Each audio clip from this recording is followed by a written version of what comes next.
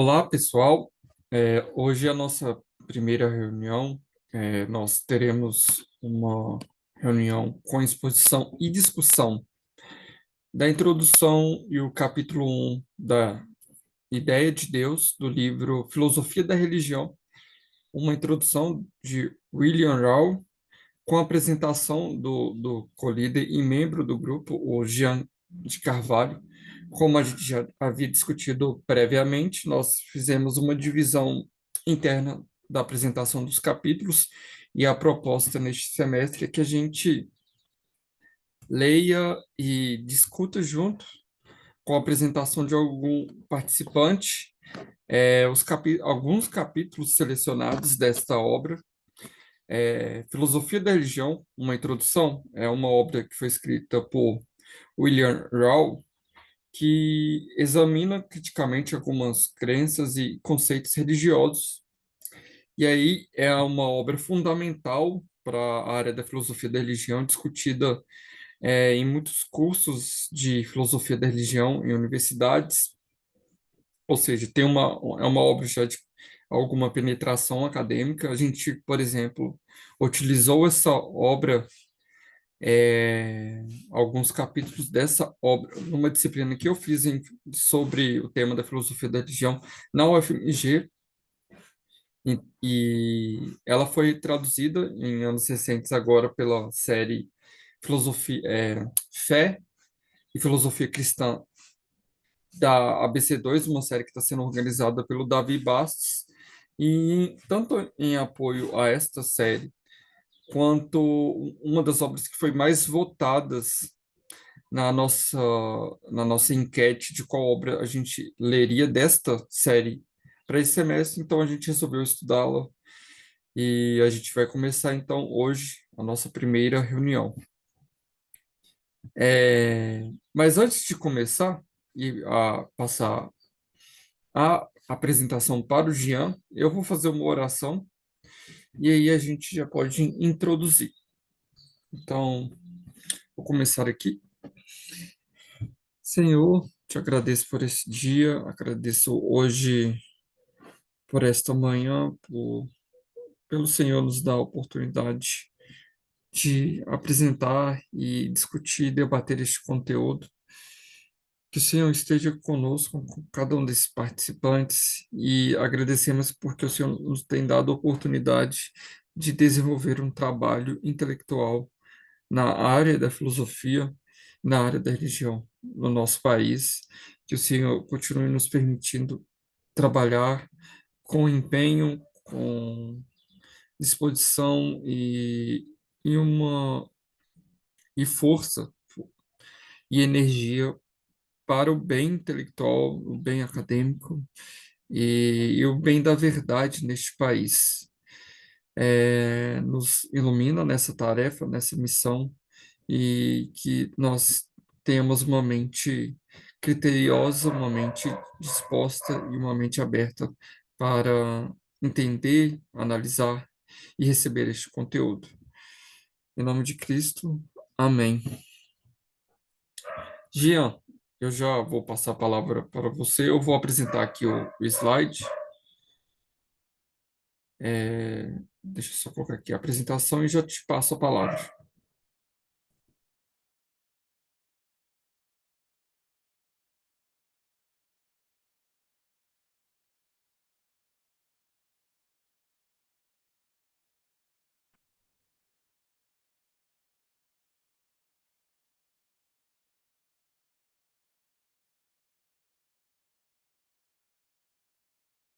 Pronto, está apresentando agora. Só colocar em tela.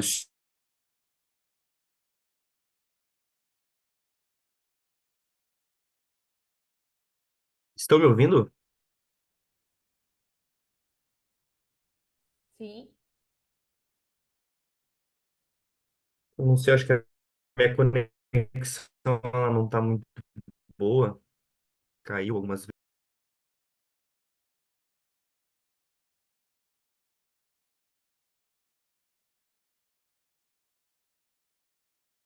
Eu estou ouvindo aqui. É,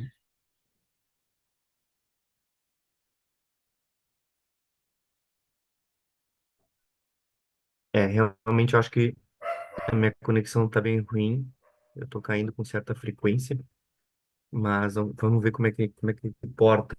Eu vou ir baixando aqui no meu celular, qualquer coisa eu migro pro celular enquanto o Thiago transmite ali os slides. Qualquer coisa, talvez desligar a câmera, não sei, pode melhorar.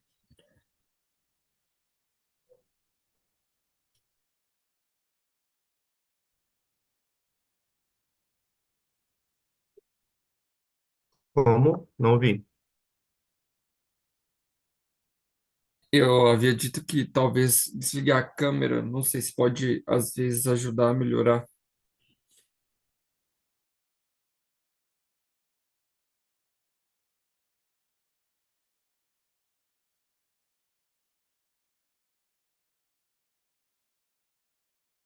Bom, eu não sei o que está acontecendo. Eu já estou baixando o Zoom aqui no meu celular, mas realmente tá, eu estou caindo aqui, saindo da chamada com frequência, mas enfim, vamos ver. Ô, Jean, Vamos tentar.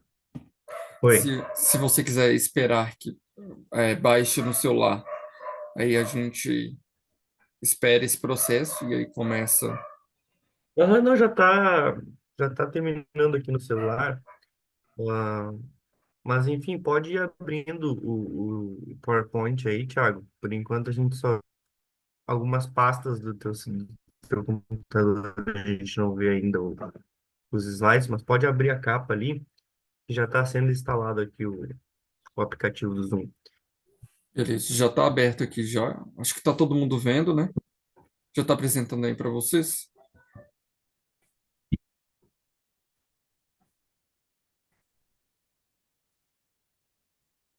Tem um doc aberto, era isso?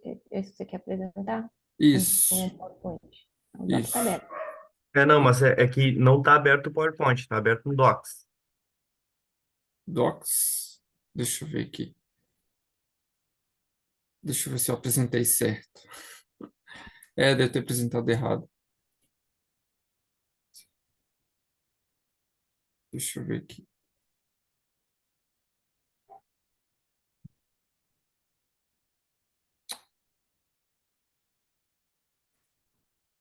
É... Ué, a opção do share aqui. De repente desapareceu. Ah, tá.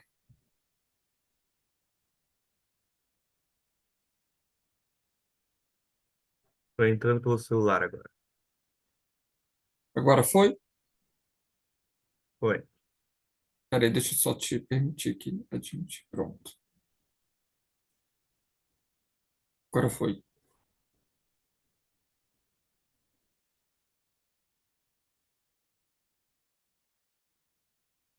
Recording in progress. Recording in progress. Recording in progress. Recording in progress. Recording in progress.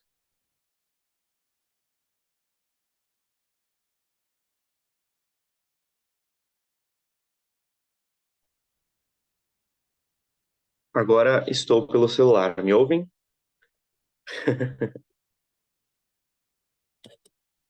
Tá, muito bem. E me veem também? Consegue me enxergar? Sim, sim. Beleza. Tá, beleza então. Vamos lá.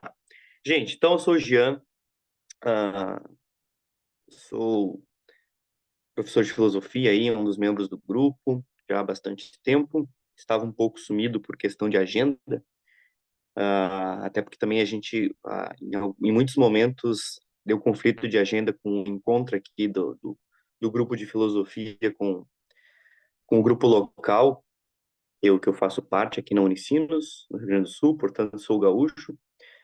Eu vi que tem algumas pessoas aí no grupo, se tiver algum gaúcho aí, vamos saudar as nossas cuias de chimarrão. Mas enfim, nós vamos falar hoje, então, como o Tiago bem disse, dando início ao estudo desse livro aqui, ó, Filosofia da Religião, uma introdução, do William Rowe.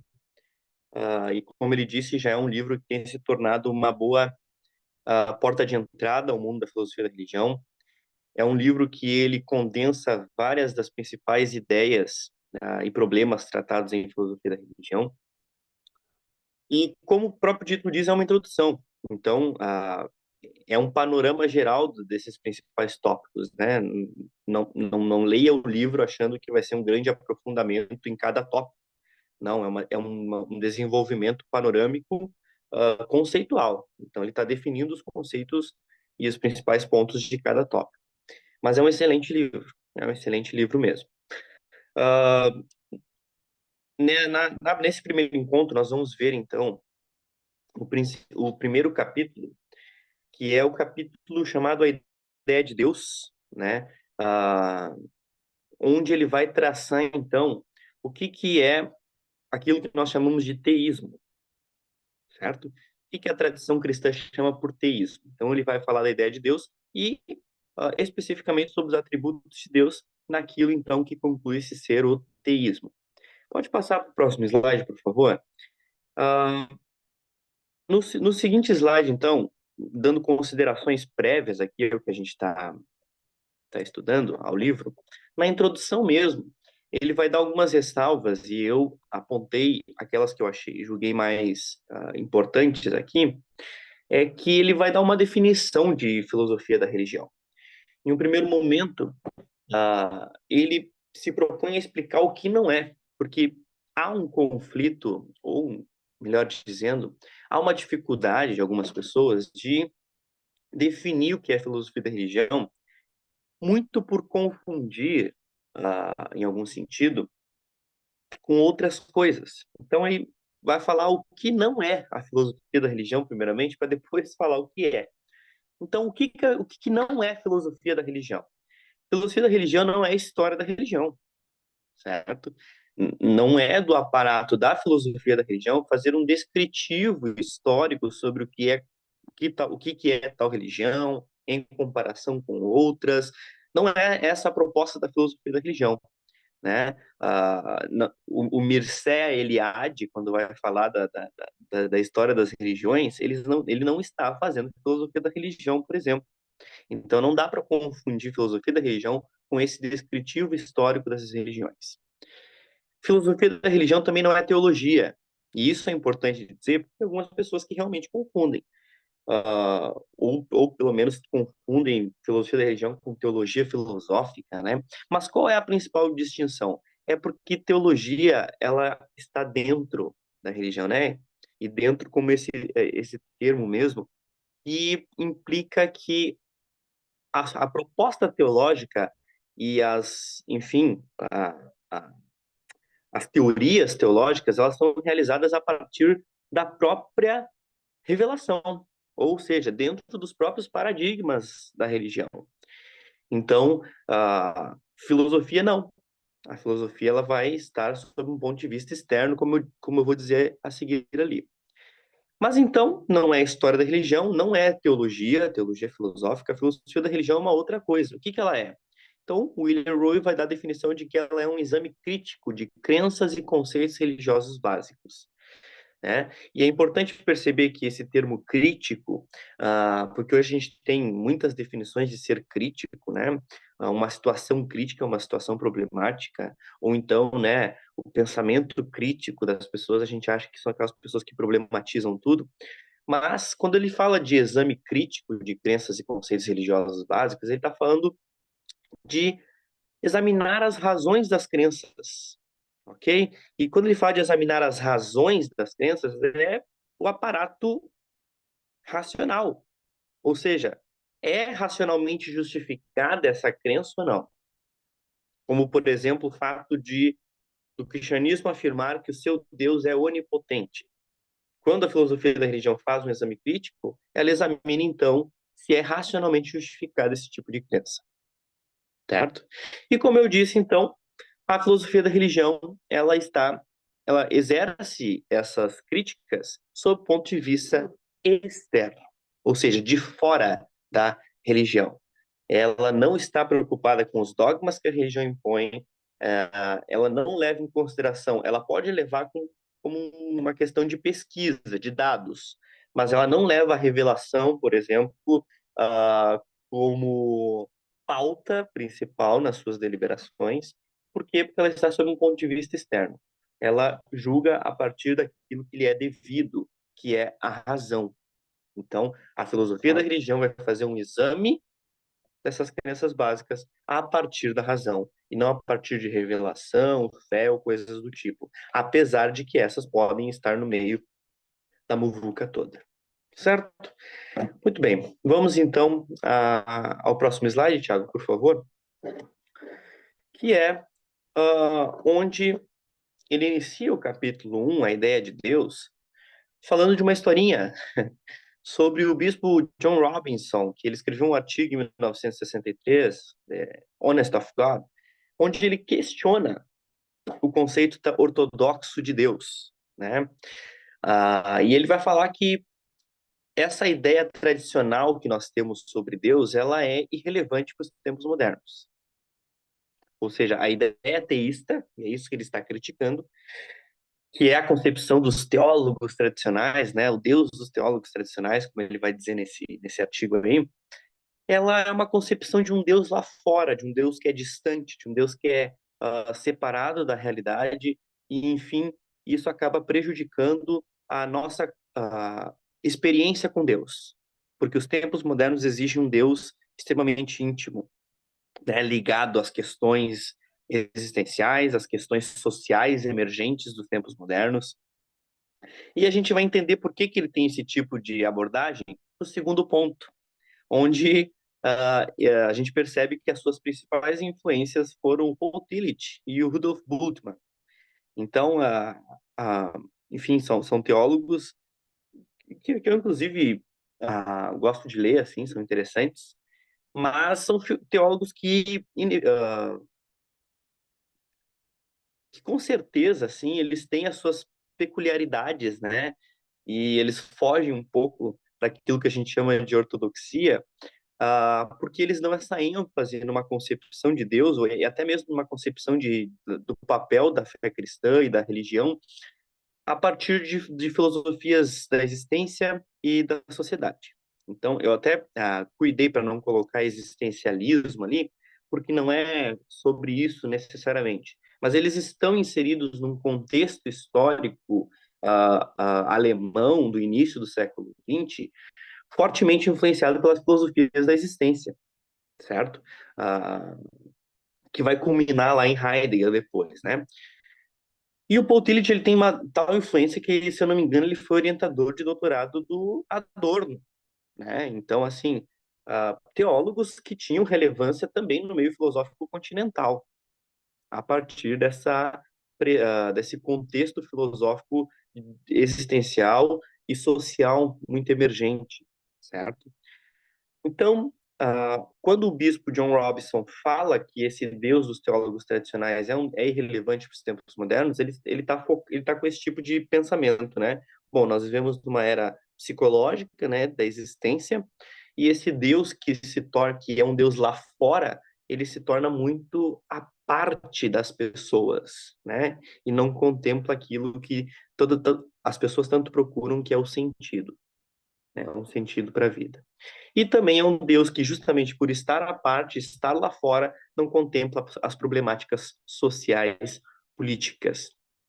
Mas, enfim. Então, na avaliação do Robinson, o Deus dos teólogos tradicionais é um ser separado e independente do mundo, o que não contempla a existência fática e as emergências sociais. Existência fática aqui eu coloquei só para cutucar os heideggerianos presentes aí, se tiver, mas apesar dele não usar esse termo, é um termo que vai fazer muito sentido no que ele está querendo propor aqui, e talvez o Heidegger seja o principal expoente, culminando no Heidegger, digamos assim, dessa vertente toda, nem tanto as questões sociais, o Heidegger não estava preocupado tanto com isso, mas na questão da filosofia da existência, com certeza isso é presente em Heidegger. Bom, então, o autor, William Rowe, ele conta essa história aí do John Robbins, enfim, dessas problemáticas que ele levanta e de como, de um modo geral, essa teologia continental do século XX, né, influenciada ali pelo Tillich e pelo Bultmann fortemente, vai questionar essa ideia tradicional de Deus. Só que ele faz tudo isso para introduzir a ideia tradicional de Deus. Então, a partir daqui, ele vai demonstrar quais são os principais, ou os pontos básicos, digamos assim, que definem o Deus teísta, ok? Então, a partir dos próximos slides aí, a gente vai ver a ideia do Deus teísta, o que compõe o Deus teísta. Pode passar. Então, ele vai falar primeiramente dos atributos de Deus, ok? Então, Deus é onibenevolente, ou seja, tem uma bondade perfeita, onipresente, ou seja, não se limita ao tempo e ao espaço. Onipotente, ele tem todo o poder em suas mãos, tudo pode. Ele é onisciente, sabe de todas as coisas. Ele é autoexistente, ou seja, ele não é causado, né? Ele é causa. Ele é eterno, ou seja, não se restringe ao tempo. E ele é criador, ou seja, não se confunde com a criatura, não pode ser nada criado. E alguns desses termos são dependentes uns dos outros, claro, obviamente. É por isso que ele vai tratar de alguns específicos, porque todos estão contemplados de alguma forma. Falando então da onipotência e bondade perfeita, que é o primeiro tópico e o mais exaustivo, né? É o que ele mais vai se desdobrar a explicar, porque o problema da onipotência é um problema milenar, né? Eu acho que desde que a igreja cristã é igreja cristã, questiona-se sobre a onipotência de Deus. E não só na igreja cristã, né? Nas religiões monoteístas, de um modo geral, que até então, né, no início da igreja cristã, era só o cristianismo e o judaísmo, as mais evidentes, depois veio o islamismo também, mas sempre é um problema para as religiões monoteístas, ou seja, aquelas que creem num Deus teísta, explicar o atributo da onipotência. Ok? Mas nós vamos ver por quê.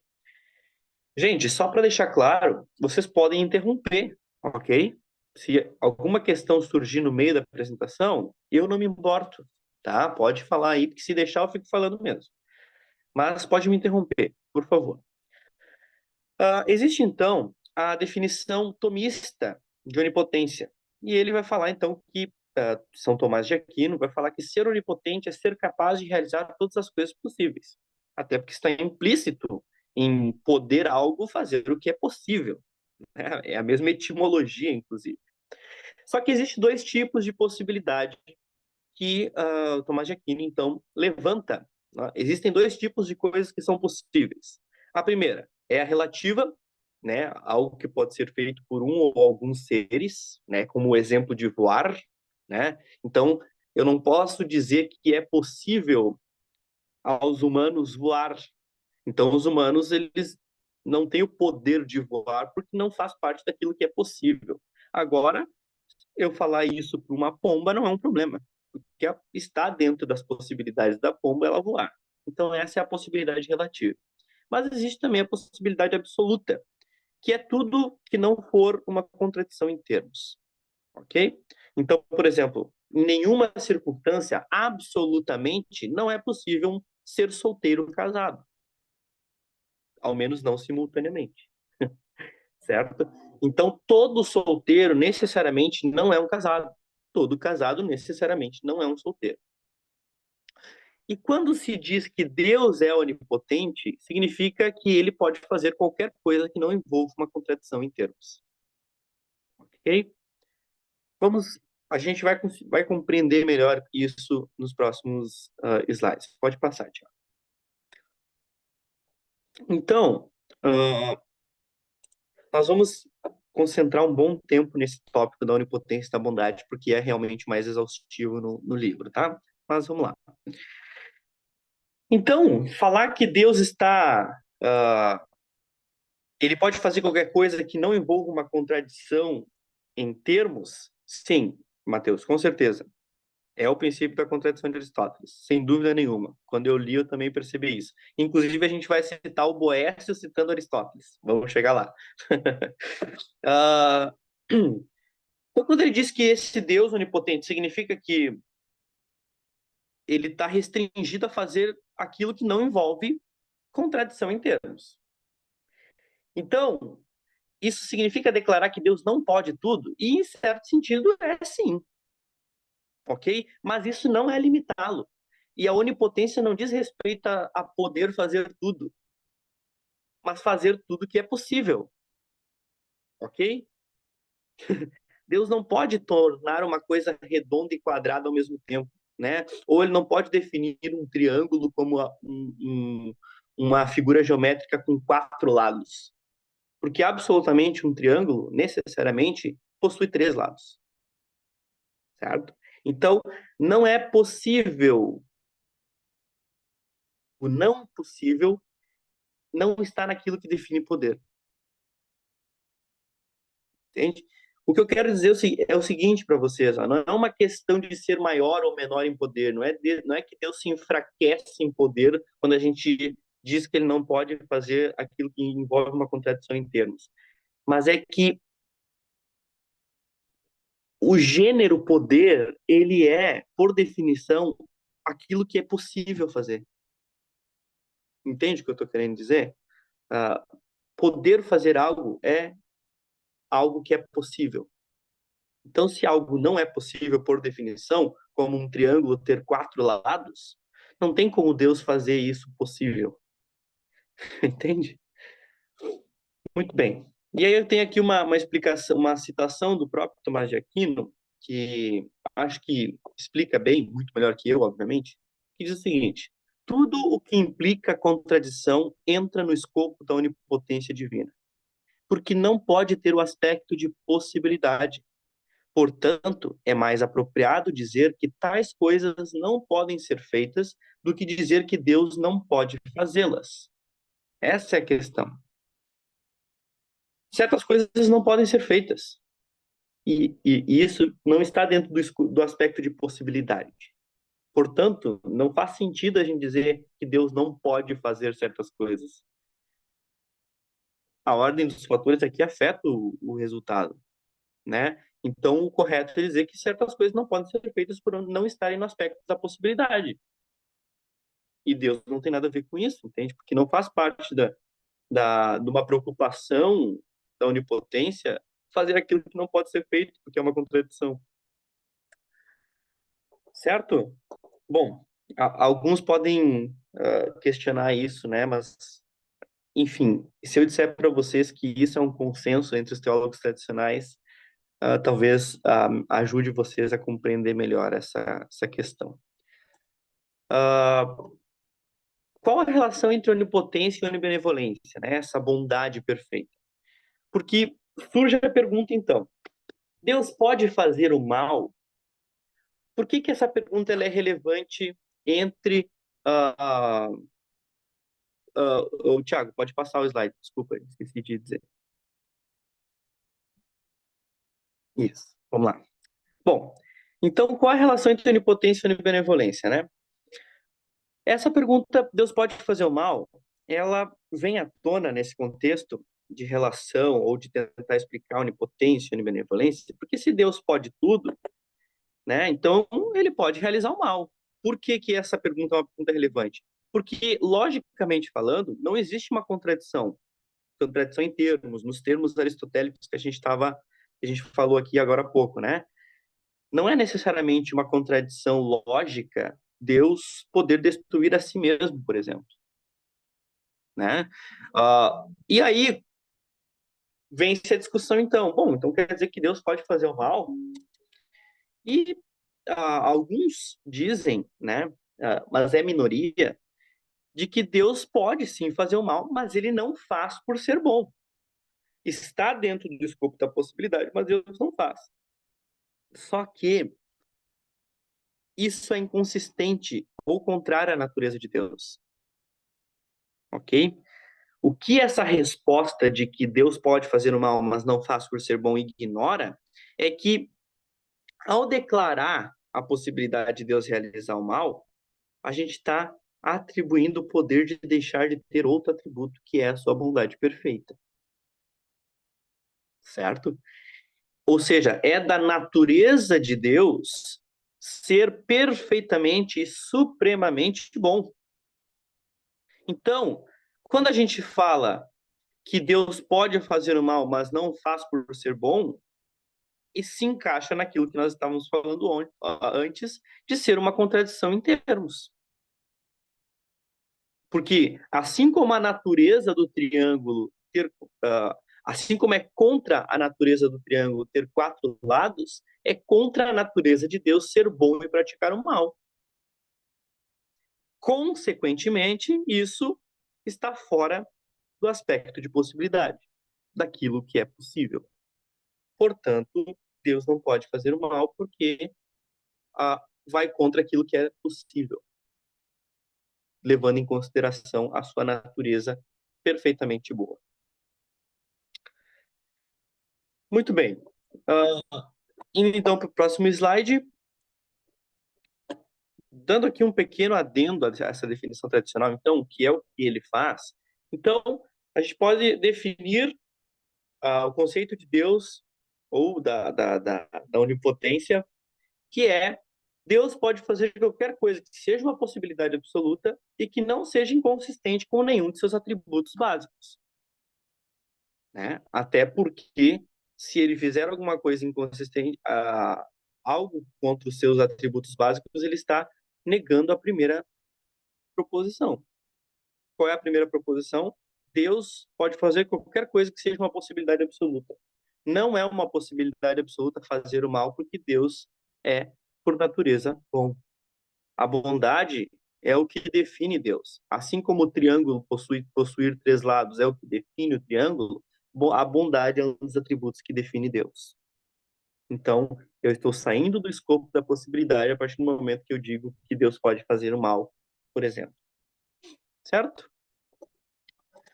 E isso inclui, então, a sua bondade perfeita, como nós estamos falando. Nada pode ser feito que supere a sua bondade. Okay? Se a gente retira a bondade da natureza de Deus, a gente está destruindo, digamos assim, a própria definição do que é Deus. Quando a gente fala que todo solteiro é um não casado, estamos falando uma característica pessoal, tal qual a bondade de Deus. Então, é uma característica do solteiro ser não casado, assim como é uma característica de Deus ser perfeitamente bom. Só que Deus ainda mais se destaca, porque o ser que ele é não pode deixar de ser perfeitamente bom. Já o solteiro, claro, se ele casa, ele deixa de ser solteiro. Mas é isso que a gente quer dizer. E eu sei que os analíticos eles evitam falar a palavra essência, né? Porque não sei, tem algum problema com isso, mas faz parte da essência de Deus ser perfeitamente bom e deixar minimamente de ser bom é deixar de ser Deus. Ok? A natureza de Deus é constituída pela bondade também.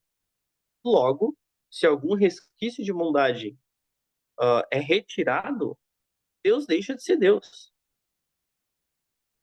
É isso que ele está querendo enfatizar aqui. E é por isso que o problema do mal vai ser um problema tão grande, né? Mas isso é papo para outra reunião. Continuando, próximo slide, por favor, Thiago.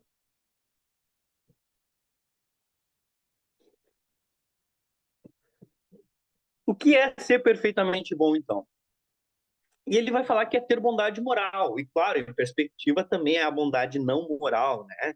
O que seria uma bondade não moral? Nem todas as bondades são morais, né? Aliás, em português, quando a gente fala bondade, normalmente a gente está falando do aspecto moral.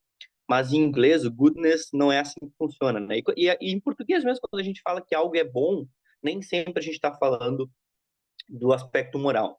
Quando a gente fala, por exemplo, que esse aqui é um bom carro, por exemplo, nós não estamos falando que ele teve uma deliberação ética ali de saber qual é o correto, o certo, né, o errado, enfim, não faz da natureza de um bom carro a moralidade, certo? Então existem coisas que são boas sem ser morais. Então ser perfeitamente bom é ter a bondade moral e também é não moral, mas é ter a bondade moral absoluta, ou seja, é ser em alguma medida critério para a moralidade das ações humanas, tanto nos deveres positivos quanto nos negativos. Ok? Deveres positivos, por exemplo, eu devo ser fiel, né? A gente crê na fidelidade de Deus, portanto, eu devo ser fiel também. A fidelidade de Deus é um critério para a minha moralidade, para o meu dever positivo. Agora, dever negativo, eu não devo atentar contra a vida humana, porque a vida humana eu sou o caminho, a verdade e a vida, né? Os cristãos acreditam que a vida tem um valor intrínseco. Então, é um dever negativo, né? Eu não devo atentar contra a vida humana. Então, essa bondade absoluta, né? Essa bondade moral absoluta do que é ser perfeitamente bom, acaba se tornando critério para a moralidade das ações. Só que daí surge um outro problema, e o filósofo ele gosta de problematizar, né? As coisas são moralmente corretas porque Deus as ordena, ou ele as ordena pelo fato de elas serem corretas? Né? E isso também é algo que gera muita discussão, porque eu acho que o senso comum, pelo menos cristão hoje, vai dizer que Deus é bom e o que ele ordena é bom. Mas ao longo da história da teologia nem sempre foi isso o que se teve. Aliás, academicamente falando, essa ideia é muito precária, digamos assim. Tá? Mas vamos lá. Então, as coisas são moralmente corretas porque Deus as ordena ou ele as ordena pelo fato de elas serem corretas? Quando a gente adota uma posição ou outra, nós estamos falando ou há uma existência moral separada de Deus, ou não há certo e errado sim o divino para ordená-las. Né? Quando a gente fala que Deus ordena as coisas pelo fato de elas serem corretas em si, a gente está falando que há uma existência moral separada de Deus, que Deus só está nos informando.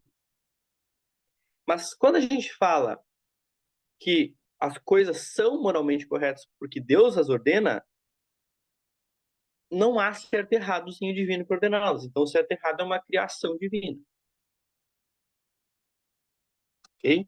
Em algum momento, Deus definiu, então, que a ação, por exemplo, do homicídio seria errado. Mas em algum momento, talvez, não tivesse essa definição. A resposta predominante para essa questão é a de que Deus ordena com base na natureza moral dessas coisas, porque ele as define como boas em si. Então, Deus, no caso, seria a primeira questão ali, né? As coisas são moral... aliás, a segunda, ele as ordena pelo fato de elas serem corretas. Então, Deus ordena, ele lança esses critérios e ele, inclusive, cumpre, né? Porque é da sua natureza ser absolutamente bondoso moralmente. Mas as coisas são boas por elas mesmas. E essa é a resposta predominante. Só que daí, enfim, várias perguntas vêm à tona, né? Mas uma delas é, como então a nossa vida moral depende de Deus? Então, se a gente está falando que a moralidade não depende de Deus nesse sentido estrito, como então a nossa vida moral vai depender de Deus? Então ele vai falar que, apesar das coisas boas serem boas por si mesmas, e Deus as ordena pelo fato de elas serem boas, a moralidade em si não depende de Deus. Só que então, no que a nossa vida moral depende de Deus? Ele vai falar que é o conhecimento moral parece ser dependente de Deus. Então, para nós termos conhecimento moral, ou seja, para nós sabermos aqueles critérios para a moralidade das ações, nós precisamos de Deus. Porque ele vai ser, digamos assim, a personificação da moralidade. Certo? Isso é um pouco complicado, mas acreditem, é a definição predominante. Pode passar para o próximo slide, por favor, Thiago? E aqui, gente, então a gente supera aquele subtópico onipotência, da bondade perfeita, e a gente vai para um outro atributo, que é o atributo da autoexistência. Tá?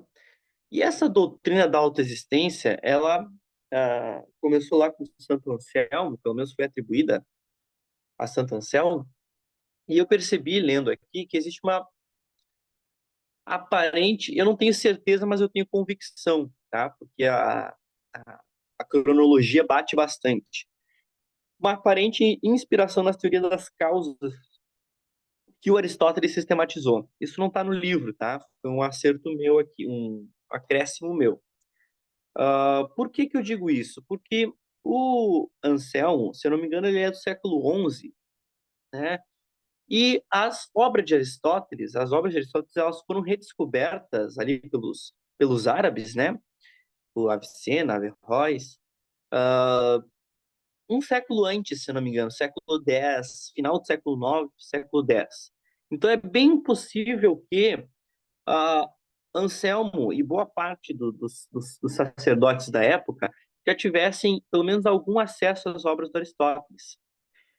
E quando ele fala da doutrina da autossistência, me lembra muito a teoria das causas de Aristóteles, né? Causa final, causa formal, aquela coisa toda, porque a proposta é a mesma, é explicar a causa da existência das coisas, né? Então, só que o Anselmo parece que ele vai dar uma simplificada na questão. Vamos lá. Então, ele define 3 tipos de existência, ou causas, né? Olha ali, ó, o Anselmo é do século XII, é isso, Wanderson? Ou o Aristóteles foi redescoberto no século XII? Isso que eu não me lembro de cabeça agora. Bom, fica aí para responder. Ah, então, o Anselmo ele define 3 tipos de existência: a existência explicada por outra, a existência explicada por nada e a existência explicada por si mesmo, né? Então, por exemplo, uma existência explicada por outra. Uma mesa tem a sua existência causada por outra coisa, pela madeira, pelo carpinteiro, por exemplo, né? Um ser humano, ele tem sua existência explicada, causada por outra coisa, pela sua família, pelos seus pais, enfim, coisas do tipo. Só que a existência de um ser supremamente grande não pode ser devida a outro, ok? Por quê? Porque seria dependente dessa coisa e, consequentemente, não seria supremo. O supremo é aquele que está lá no topo, não tem nada depois dele. E todas as coisas vieram a partir dele. Então, por definição, um ser supremamente grande, a sua existência não pode ser devida a outra coisa. Qual é a conclusão que a gente chega nisso, então? A existência do ser supremo se deve a si mesmo, ok? E a própria eternidade de Deus implica que ele não veio existir, né? Em um determinado momento. Então, a existência desse ser supremo se deve a si mesmo. Ele não é causado por nada, né? Ele é a causa de todas as coisas, para usar, então, os termos aristotélicos aí. Inclusive, a gente tem aí, né? A gente está no grupo ABC2, é a Associação Brasileira de Cristãos na Ciência, né? A própria teoria do Big Bang, então, né, gente, ela é uma prova de que as coisas foram causadas, mas existe uma causa primeira, que não é causada, né? Por que chegou-se a essa conclusão no século passado? Chegou-se a essa conclusão porque percebeu-se o universo em constante expansão, e esse universo em constante expansão, se ele está de fato expandindo, quer dizer que em algum momento ele estava pequeno ou não expandido, até chegar a um ponto culminante onde não havia nada. E onde foi, então, Big Bang. E aí é óbvio que os teólogos já surfaram nessa onda, né? Bom, é Deus. Essa causa não causada que deu início à expansão do universo é Deus. Então, esse ser supremamente bom, ele não deve a sua existência a qualquer outra coisa, senão ele deixaria de ser supremo. Vamos para o próximo slide, Thiago. Outras características, outros atributos que o autor traz aqui, então, é da separação, independência e eternidade de Deus. Lembrem lá que o bispo John Robinson, a principal crítica que ele dava à definição teísta tradicional de Deus era de um Deus totalmente desvinculado da realidade. Então, só que o William Roy vai falar que, de fato, essa é uma definição fundamental para definirmos o Deus teísta. Né? Por que que a gente tem que dizer que Deus ele é separado da realidade e independente dela? Porque senão nós poderíamos recair em um certo tipo de panteísmo. A partir do momento que a gente fala que Deus está na realidade, a gente pode correr o risco de afirmar um tipo de panteísmo. Porque a ideia fundamental do monoteísmo é justamente essa de que Deus é independente e está separado do mundo, mas não quer dizer que ele não interfira. Né? A ideia de que Deus está separado, independente e não interfere no mundo é uma ideia deísta. A ideia teísta não é essa. Por que é importante a gente afirmar que Deus está separado e independente do mundo? Porque isso afirma a não divindade do mundo. Né? É o contraposto ao panteísmo, é diferenciar a realidade de Deus e a realidade do mundo. E para a gente afirmar isso, a gente não precisa recair num dualismo assim ontológico, né, metafísico. A gente está querendo dizer apenas que essa realidade criada por Deus, ela por si não é divina. Apesar também de ser um consenso cristão a sacralidade da realidade, né? Mas ela não é divina, ela é sagrada. Porque a partir do momento que a gente cai no problema de divinizar a realidade, nós estamos recaindo no panteísmo. Então é importante afirmar que o Deus teísta ele é independente e separado do mundo. Significa também que Deus não está sujeito às leis do espaço e do tempo. E esse é o grande pressuposto da onipresença e da eternidade. Okay? Porque se a gente fala que Deus está na realidade, é a realidade, é dependente da realidade, nós estamos falando então que Deus está sujeito à própria criação, como é o caso do espaço e do tempo.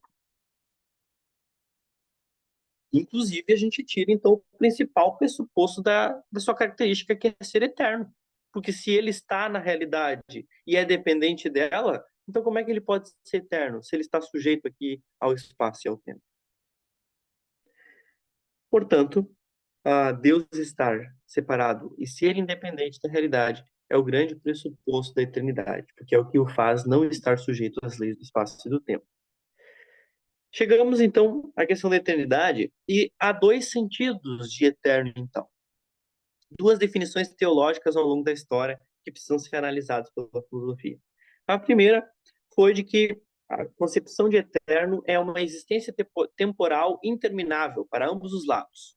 Ou seja, é aquela pessoa que não tem início nem fim, né? Que vive para sempre. Aí a gente vai pensar, beleza, ótimo, ok, é isso mesmo. Só que os teólogos tradicionais, e aqui teólogos tradicionais a gente está falando dos pais da igreja, principalmente, tá, gente? Até chegar aí em Tomás de Aquino, ele não chega a citar os reformadores, mas também é uma ideia predominante entre os reformadores, tá? É de que, falando da número 2, eternidade é aquilo que não se sujeita ao tempo. Porque esse termo, tempo, é um conceito não experienciável para o que é eterno. Ou seja, eternidade não é somente uma existência temporal interminável. Porque a partir do momento que tu afirma que ser eterno é existir temporalmente sem começo e sem fim, tu ainda assim está dentro da temporalidade. Então, a maioria dos teólogos vai falar que o conceito de ser eterno é aquilo que não se sujeita ao tempo, ou seja, não, a existência do que é eterno não é temporal, apesar de a gente poder afirmar que ela é interminável, não teve começo nem fim. Não é isso. Porque tempo é um conceito não experienciável naquilo que a gente denomina como eterno. E como eu disse ali, a maioria dos teólogos tradicionais creem no segundo sentido de eterno.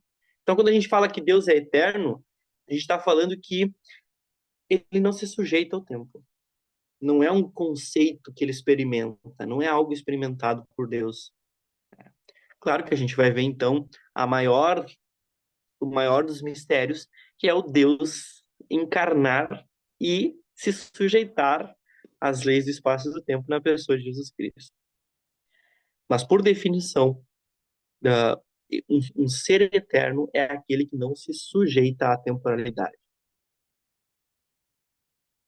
Ok?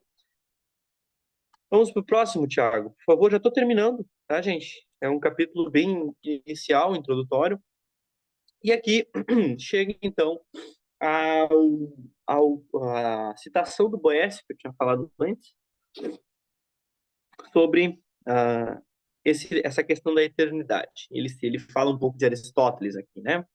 Então ele diz o seguinte: o que quer que esteja sujeito à condição do tempo, mesmo que, como Aristóteles concebia o mundo, não tem princípio nem terá fim em uma vida coextensiva à infinidade do tempo, não pode, com razão, ser concebido como eterno, pois não compreende nem inclui de uma vez a vida infinita como um todo, visto que não compreende o futuro que ainda está por vir. Portanto, somente aquilo que compreende possui toda a plenitude de uma vida sem fim, a qual não falta nada do futuro nem do passado, pode ser merecidamente conhecido como eterno. Que baita citação, né? Então, o que ele está dizendo aqui? Se a gente assume que eterno é aquilo que não tem início nem fim, mas a gente ainda está assumindo que esse ser que a gente está denominando como eterno, ele ainda está vivendo na temporalidade. Mas o eterno é justamente aquele que vê o passado, o presente e o futuro de maneira externa. Ah, mas o eterno é aquele que não tem início nem fim. Mas então ele está no meio do caminho. Sempre está no meio do caminho. Já o que é eterno, ele vê a história, a temporalidade de fora, como um todo coeso. Certo? Não está, então, refém dos limites da temporalidade.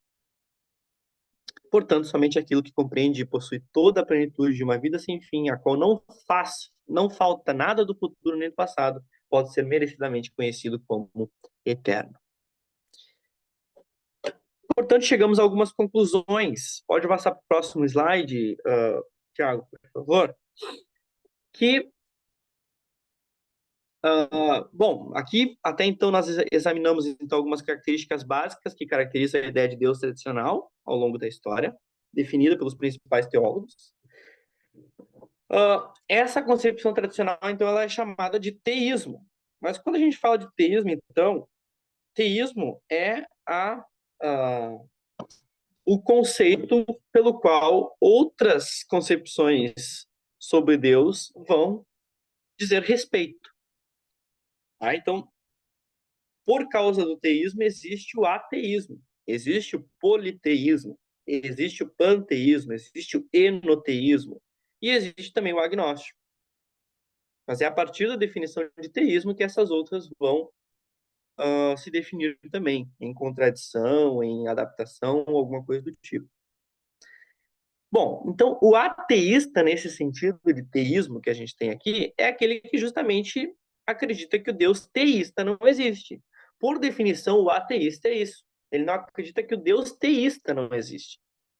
É claro que hoje, modernamente falando, em perspectiva, o ateísta é aquele que não acredita em nenhuma entidade intencional e imaterial. Tá? Nenhuma entidade intencional e material existe. Para o ateísta, isso é hoje. Hoje é isso. Mas, por definição, o termo ateísta é aquele que acredita que o Deus teísta não existe. E o agnóstico, então, é aquele que considerou a ideia teísta, mas não acredita na existência ou na inexistência de Deus. Ele é neutro quanto a essa questão. Não acredita, nem deixa de acreditar. Então, quando a gente pergunta, por exemplo, se o mal, a existência do mal justifica o ateísmo, a pergunta central é se a existência do mal ela vai ter uma base racional para concluirmos que o teísmo não existe. Então, tudo diz respeito à concepção teísta. Até mesmo quando o ateu, né, diante da existência do mal, pergunta se o mal tem base racional, ele está fazendo referência à concepção teísta de Deus e de um Deus bondoso, por exemplo. Ok? Ah, bom, era mais ou menos isso. Acho que cumpria aí o critério de ser 45, 50 minutos, no máximo 1 hora, né? Eu acho que foi 50 minutos. Mas é isso, gente. Vamos conversar um pouco aí. Eu não sou o oráculo do conhecimento, mas a gente pode tentar conversar uns com os outros aí. Tá bem? Obrigado.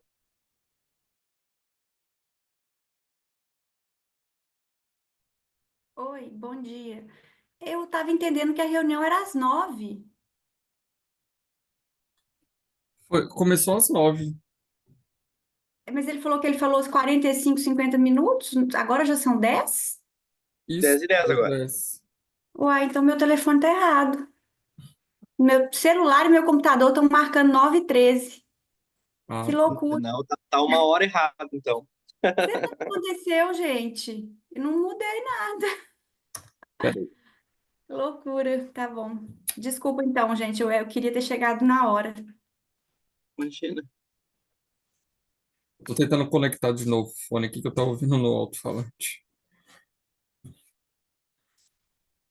Bom, obrigado aí pela apresentação, já foi bem claro. E o livro também é bem claro na exposição, né? Típico dos filósofos analíticos. Mas aí a gente agora abre para debate, para conversar sobre a obra, enfim, comentários, até discordâncias também, enfim. E vamos conversar. Vou abrir o meu livro aqui. Eu fiz alguns grifos também.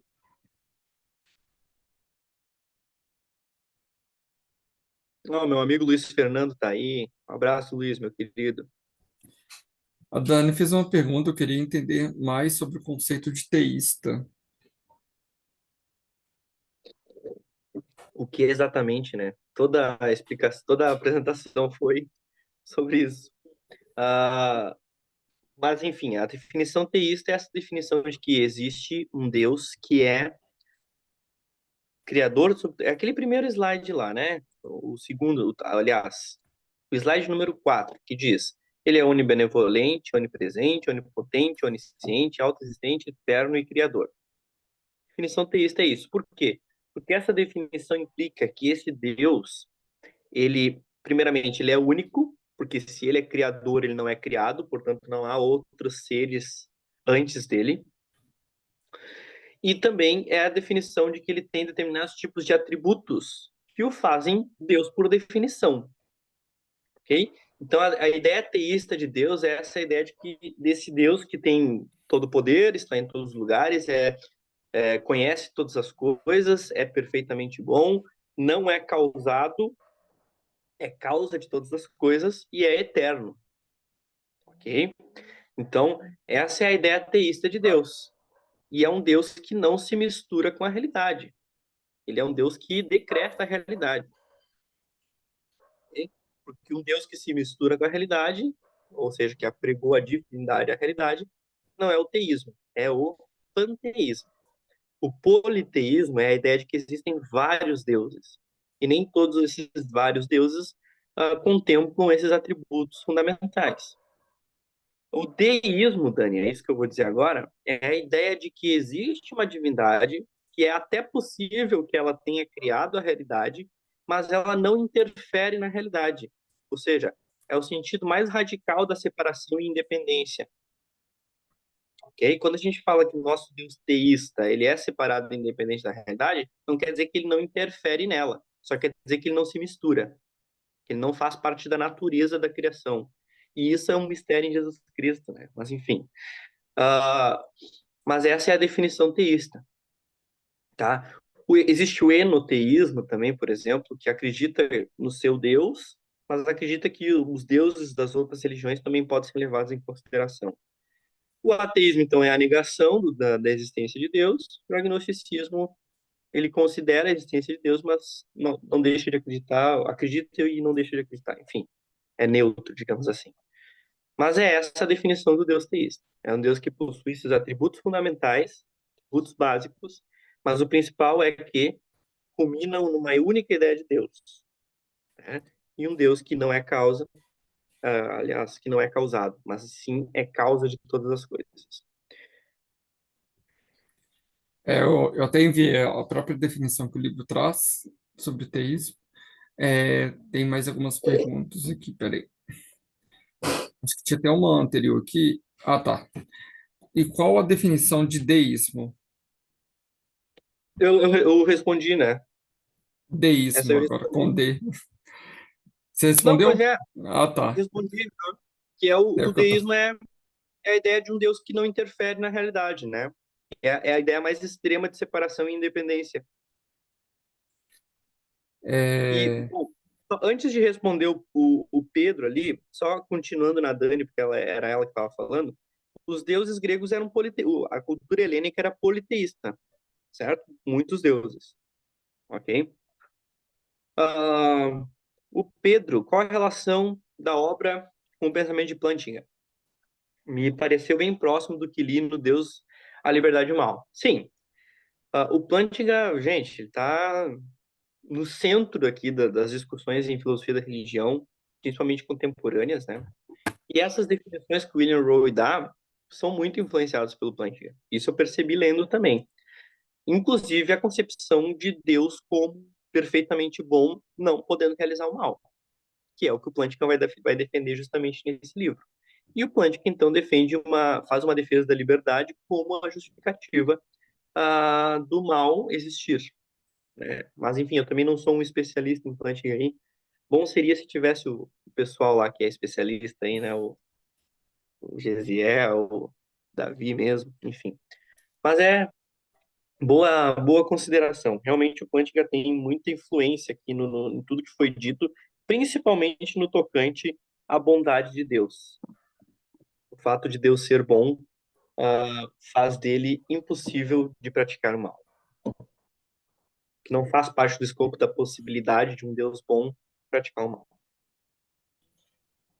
também não tenho muito, muito domínio do Plântica para comentar a relação. Nesse semestre que eu fiz uma disciplina lá na UFMG, que um dos autores estudados foi o próprio Plântica, o professor também abordou esse livro, então realmente tem muito diálogo, assim. Até porque eles estão, acho que em tradições próximas também, né? Sim, com certeza. Se eu não me engano, o Rowe. Agora eu vou falar bobagem. Mas se eu não me engano, ele teve. Ele foi um certo pupilo do Plantinga, mas eu não tenho certeza. Não vou falar bobagem aqui.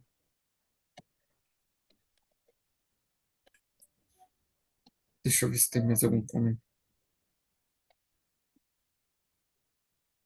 O... Eu acho também interessante sobre essa questão do deísmo, que eu acho que o deísmo também ele se desenvolveu mais na modernidade com a ideia do,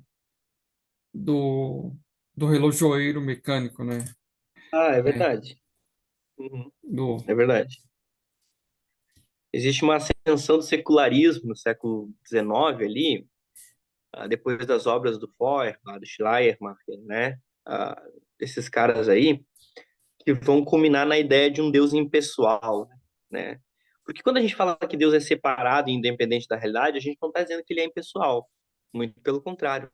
A gente só está dizendo que ele não se mistura, né? Que as coisas criadas não possuem aspecto de divindade. Mas não quer dizer que ele não interfira, que ele não, né, age e que ele não deixa de ser pessoal, principalmente conosco. Mas o deísmo ele leva essa definição de separação e independência ao seu extremo, dizendo que Deus só deu corda ao mundo e não agiu mais nele. Inclusive, nesse livro mesmo, se eu não me engano, mais adiante, ali no próximo capítulo, ele vai falar sobre isso, vai usar o exemplo do relojoeiro aí. É bem legal, bem legal. Esse livro ele é muito bom. é interessante. E isso também tem a ver com, acho que a própria oposição que, que o Pascal desenvolveu ao racionalismo cartesiano. Sim. Uhum. É, deixa eu ver mais algum comentário. Uma pergunta que eu me fiz é que ele trouxe as duas definições lá da moralidade, e ele falou que a segunda convicção, que é a convicção de que Deus, deixa eu ver aqui, como é que ele coloca?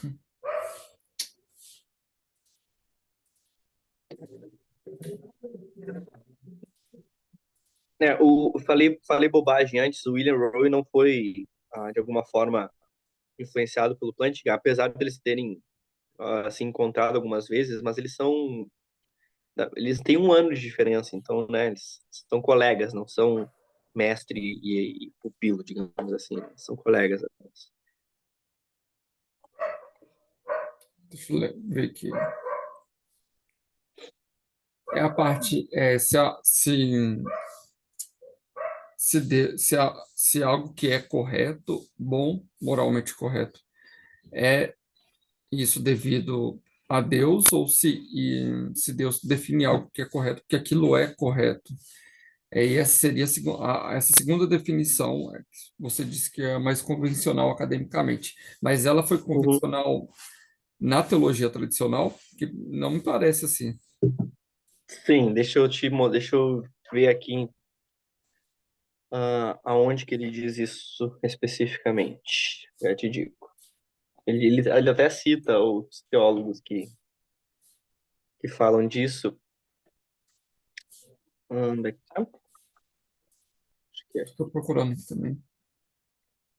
é na página 29, se eu não me engano. Ele pergunta lá em cima: mas essas coisas são moralmente corretas porque Deus as ordena? Isto é, a retidão moral dessas coisas simplesmente consiste no fato de que Deus as ordenou? Ou Deus as ordena ou Deus ordena que essas coisas sejam feitas porque são corretas?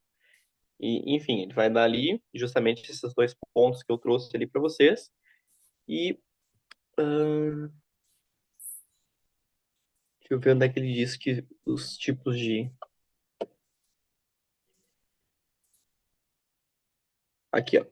Embora nenhuma das respostas deixe de ter seus aspectos negativos, a resposta que predomina no pensamento religioso acerca de Deus e da moralidade é que o que Deus ordena é moralmente correto, independentemente de ele ordenar. O fato de Deus ordenar que realizemos certas ações não as torna moralmente corretas. Elas são moralmente corretas, sejam quais forem as ordens de Deus. E ele as ordena porque julga serem moralmente corretas. É exatamente isso. Ele não cita quais os teólogos que afirmam isso, mas ele diz que é a predominante no pensamento religioso. Então, assumir que isso é. É, Ele até vai dar um exemplo aqui da matemática no final sim, da página, aqui, né? Que eu acho que explica muito bem, assim, né? Ele fala. Mas o que dizer sobre a dificuldade de certas coisas serem moralmente corretas a parte do fato de que Deus nos ordene fazê-las? Consideremos a crença de Deus que 2 mais 2 é igual a 4. A verdade que 2 mais 2 é igual a 4 é porque Deus acredita nisso? Ou Deus acredita que 2 mais 2 é igual a 4 porque é verdade que 2 e 2 é igual a 4? Se dissermos que é a última opção, como parece que deveríamos implicamos que certas afirmações matemáticas são verdadeiras, independentemente de Deus acreditar nelas. Portanto, já parecemos comprometidos com a visão de que a maneira como algumas coisas são não é, em última análise, uma questão de vontade ou ordem de Deus. Talvez as verdades básicas da moralidade tenham o mesmo tipo de status que as verdades básicas da matemática. É, explica bem isso, né? Porque 2 mais 2 é igual a 4 é uma verdade absoluta, né? Não tem o que. E não é o fato de Deus determinar que 2 mais 2 seja igual a 4. Talvez a logicidade por trás de duas unidades mais duas unidades resultar em 4 unidades seja algo, obviamente, criado por Deus. Mas a lógica, o fato de que 2 mais 2 é igual a 4 é uma consequência disso, né? Não é uma determinação divina. E eu acho que da mesma forma é a moralidade. O fato de certas coisas serem boas ou de existir uma bondade absoluta, elas por si mesmas não foram decretados por Deus, né? Elas são assim. Ah, enfim, né? É complicado. Eu sei que essa parte era que ia dar mais dor de cabeça. Quando eu li, eu já pensei nisso. Não, eu acho que realmente tem, ela é complicado, mas acho que tem alguns problemas aqui que se revelam assim.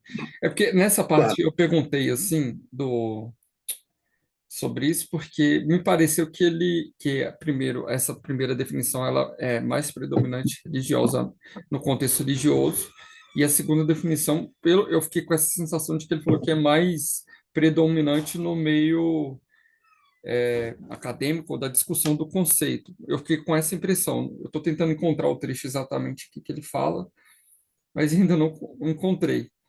Então, e aí, mas é porque, vamos lá. Que, por exemplo, se você fala que Deus criou a moralidade, então logo ela é determinada, né? Agora, se você fala que ela não é determinada, então Deus não criou a moralidade. E, e aí, nesse sentido, haveria uma moralidade independente e ela Pois é. seria talvez anterior, ou nem anterior, talvez ela existiria simultaneamente a existência de Deus. Exato. Deixa eu só Pode, falar uma coisa. pode falar. Infelizmente, eu vou ter que sair, porque eu imaginei que era mais cedo e eu tenho um treino agora às 11 horas. Mas aí, semana que vem, eu vou participar, entrar certinho, acertar o relógio, tá bom, gente? Tá muito bacana a discussão. Pelo que pouco que eu vi, eu achei muito bom. Tchau. Tchau, tchau. Obrigado, mano. Nada. Obrigada a vocês. Tiago, eu acho interessante isso também, mas eu acho que a gente pode definir assim, ó. Talvez a moralidade enquanto categoria não seja algo determinado por Deus, né? Mas, consequentemente, ah, as coisas boas é que é difícil, né? Mas é que eu acho que as coisas boas, elas podem, digamos, ser fruto do ser de Deus, que é bom por natureza. Acho Mas que a essa é a moralidade, questão. acho que a moralidade como categoria independe disso, entende? Essa é a questão. Deus é bom e pratica as coisas por elas serem boas, e não porque ele determinou que elas sejam boas. Ai, ai.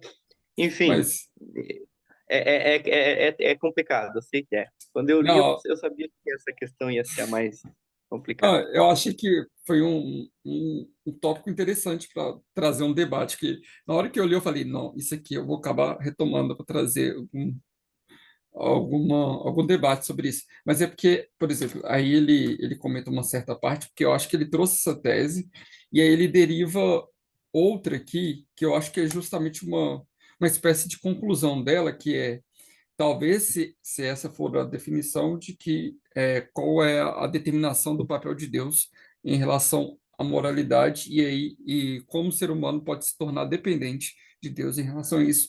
E ele vai falar que é o papel do conhecimento, né? Talvez Uhum, Deus seja o que importa no final disso é que o ser humano, para praticar o bem, ele precisa ele conhece a moralidade em relação a Deus. E sim, aí, por por isso que eu causa de achei Deus. por isso que a tese eu achei ela problemática nesse sentido, porque, por exemplo, eu já tenho uma definição de que a prática do bem no cristianismo se deriva, por exemplo, com a união mística com o Senhor, Sim. porque aí não seria meramente o conhecimento enquanto um ato cognitivo, mas aí também tem uma questão ontológica, uma questão do ser, né, do ser de Deus. Então, Uhum. por meio dessa união, você é transformado, então teria tanto um papel cognitivo, mas também um papel essencial, um papel ontológico. E por Sim, isso que eu é acho que, que, só para concluir, por isso que eu acho que essa questão da bondade, eu acho que a bondade não é meramente, não é criada, é que ela está dentro da essência de Deus, né? É, é, é algo que faz parte da essência dele. pois mas é justamente isso. Por isso que, justamente por não ser criado, porque é algo que é a essência de Deus, eu acho que é justamente por isso que ele diz que Deus ordena as coisas boas não por elas, porque ele quer, mas porque de fato elas são boas, porque já está dentro de Deus essa bondade. É como se a Então, acho que vontade. É, entende o que eu quero dizer? Não é, a bondade não é criada, né? Então, por isso que ela tem, não pode ser algo que Deus determina, porque é algo que já é fruto, digamos assim, do ser de Deus. Então, ela tem a sua própria existência instanciada no ser de Deus, mas ela tem a sua própria existência. Eu acho que é isso que ele está querendo dizer. A moralidade tem a sua própria existência, é. Eu lembrei não dependente, não dependente de Deus, mas instanciada em Deus. Aliás, dependente de Deus também, né? Esse é o problema. o círculo. Lembrei do problema lá, do problema do Descartes, do gênio maligno. É, É, é porque eu entendo o poder, a vontade e o poder de Deus, ele não é o atributo supremo, é um atributo que está em conexão com os outros atributos, né? Como a sua bondade, o seu amor. Não existe uhum. um atributo que é maior do que o outro, né? Que está determinando os outros. Não é um Deus para além do bem e do mal. Bom, mas enfim, eu acho que a tua colocação ali sobre o fato de que o cristão ele só conhece, aliás, ele só é bom, digamos assim, após, né, a união mística, regeneração, enfim, o que quer que seja, com certeza ela não é dependente do conhecimento, senão a gente recairia num tipo de gnosticismo aqui, né? É, Mas o conhecimento moral não tem a ver com a ação moral necessariamente, né? Porque o cristão ele pode agir bem sem ter todo o conhecimento moral, né? Porque não depende do conhecimento nesse sentido. Mas agora, para saber os critérios da moralidade, o cristão precisa conhecer a Deus. Eu acho que é isso que ele tá enfatizando aqui. Porque o conhecimento moral ser dependente das ordens de Deus é nesse sentido pedagógico, né? De saber os critérios morais para a ação humana. Mas agora, agir moralmente nem sempre depende do nosso conhecimento sobre moral. No caso do cristão, depende da ação do Espírito Santo, principalmente, né? Ah, enfim, pessoa, tem um... eu ia fazer um comentário aqui, porque se vocês quiserem ligar o microfone e fazer a pergunta, pode vir fazer também, porque eu vi que todo mundo está enviando aqui no chat. Preferencialmente manifestem-se aí, né, em É, áudio e vídeo, por favor. Mas enfim, o Wanderson falou ali qual é a origem do mal, segundo o livro. Poxa vida, se eu soubesse daí eu tava rico, eu acho. mas tem um Mas capítulo sobre isso. tem um capítulo sobre isso e vai ser tratado, né? Mais para frente nos encontros aí vai aparecer, Wanderson. Ele falou que a matemática foi descoberta, quando a gente comentou ali do exemplo matemático, e o Lucas disse que a concepção, perguntou, né? A concepção teísta é judaico-cristã ou é comum a outras tradições, como a islâmica e a oriental? Como a islâmica, talvez sim, tá? Provavelmente sim, mas como a oriental, não. A oriental é meio que um enoteísmo, algumas são panteístas também, algumas são politeístas, enfim, quando a gente fala de oriental, a gente está falando de muita coisa. Mas não, a concepção teísta, ela dificilmente está presente no pensamento oriental. O pensamento oriental, ele é mais panteísta, enoteísta e alguns também politeístas, tá? Ahn, A tradição não sei se... islâmica, a tradição islâmica geralmente, acho que nesse livro e geralmente em outros contextos, é apresentada, acho que como teísta mesmo. Sim, normalmente sim. Uhum. É claro, tem alguns teólogos aí, né, que vão dizer aqueles teólogos apologistas ferrenhos, né, vão dizer que o islamismo não é teísta, mas é sim, por definição é. É um teísmo só diferente, né? É um teísmo diferente, né? Que o Ângelo, tudo bem, Ângelo? Disse assim: nesse sentido, tem expressões que me chamam a atenção. Fez o Senhor o que era mal, fez o que era mal aos olhos do Senhor. Bah, verdade, verdade. Essa é uma boa colocação, né? Mal aos olhos do Senhor. Mas aí é que tá, né? O filósofo ele sempre vai saber se desdobrar para explicar suas posições, né? Na minha cabeça, ele explicaria isso como, de fato, o conhecimento que depende das ordens de Deus. Então, ah, algo era mal aos olhos do Senhor, não implica necessariamente dizer que era mal só porque o Senhor, né, assim quis que fosse, enfim, né? Era mal porque era mal. E justamente por ser mal, a bondade de Deus não se agrada daquilo, né? Mas enfim, é uma boa colocação. Uma boa colocação. Mas, gente, abram a câmera aí, por favor. Vamos lá. Só eu e o Thiago aqui tendo um diálogo. Vocês sabem, eu vou pegar mais café aqui.